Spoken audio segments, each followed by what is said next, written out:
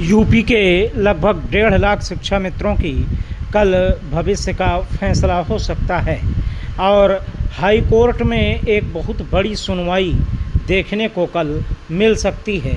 अब आइए हम जानते हैं कि वास्तव में ये मैटर क्या है। दरअसल ये मामला उस समय उठा, विवेकानंद भारती एक वाराणसी के सदस्य हैं।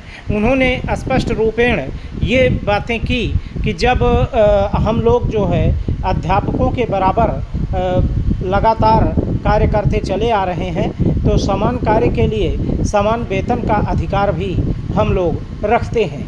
इस पर उस समय तत्कालीन जो वकील साहब थे सरकार की तरफ से, उन्होंने स्पष्ट रूप से कहा कि जो भी फाइल है वो वित्त विभाग को भेज दी गई है।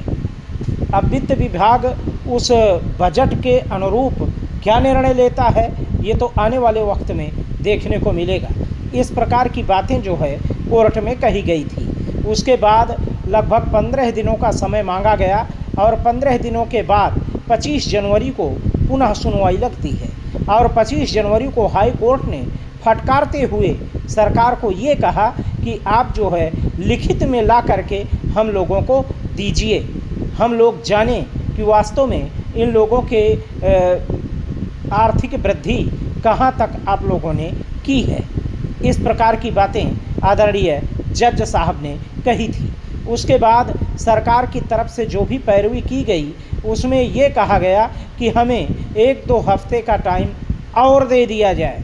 तो 1-2 हफ्ते के स्थान पर लगातार सुनवाइयाँ जो चली वो चली ही और कोर्ट ने 17 मार्च का समय निर्धारित कर दिया कि 17 मार्च तक आप हर हाल में लिखित सबमिशन दाखिल कीजिए कि आपने इन लोगों की आर्थिक वृद्धि कितनी की है।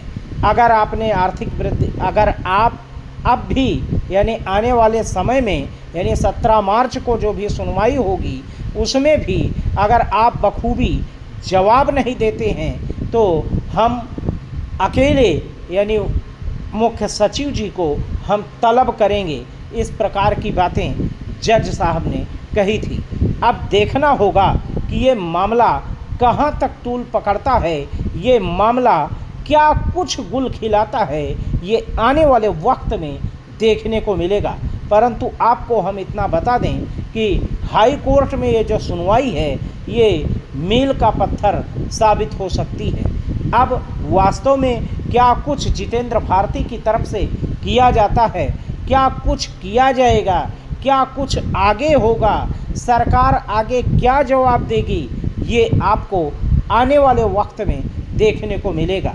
परंतु आप हतोत्साहित, परेशान और नकारात्मकता से दूर रहते हुए अपना कार्य सुचारू रूप से कीजिए और कल की सुनवाई पर आप ध्यान दीजिए। क्या कुछ होता है ये अब आने वाले टाइम में देखने को मिलेगा।